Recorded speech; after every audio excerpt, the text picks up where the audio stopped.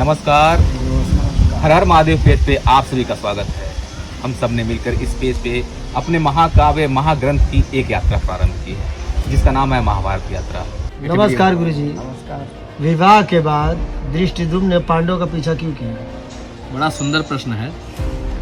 जब अर्जुन लेकर के आ गए द्रौपदी को, ब्राह्मण रूप धारण करके मत्स्य भेद आदि करके शर्त को स्वीकार करके उन्होंने प्राप्त किया था अपने बाहुबल से, तो महाराज द्रुपद को ये चिंता हुई कहीं ऐसा तो नहीं कि कोई दुष्ट व्यक्ति ब्राह्मण का रूप धारण करके ले गया हो मेरी बेटी को, और कहीं ऐसा व्यक्ति हो जो अयोग्य हो, उसके बावजूद मेरी बेटी को लेकर के चला गया, वो वहाँ कैसे रहेगी, सुखपूर्वक रहेगी या किस प्रकार से रहेगी, मुझे बड़ी चिंता हो रही है।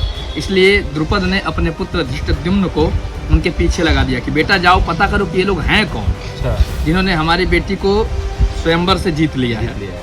जाकर के पता लगाओ क्या वहाँ रह करके वो सकुशल तो है। और पांडवों के पीछे धृष्टद्युम्न लग गए।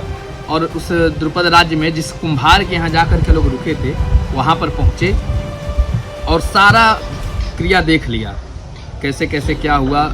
भोजन आया और कुंती मैया कहती हैं कि ले जाकर के आधा भीमसेन को दे दो और जो बचता है उसमें का कुछ भाग गरीबों को दे दो, कुछ जो भूखे हैं उनको दान करा दो, उसके बाद जो अन्न शेष बचता है फिर इन चारों भाइयों को दे दो, उसके बाद एक भाग तुम ले लो, एक भाग हम ले लें। भोजन करके सब लोग शयन करते हैं।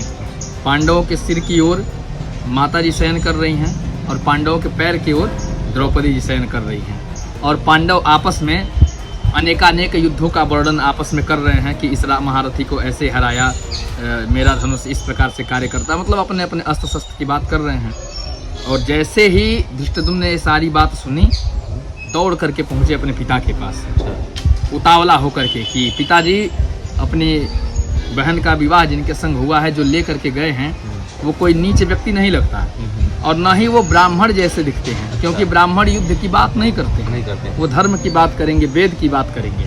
लेकिन ये लोग केवल अस्त्र शस्त्र रथ आदि की बात कर रहे हैं। इससे स्पष्ट होता है कि कोई क्षत्रिय ही लेकर के गया है ब्राह्मण वेश बनाकर।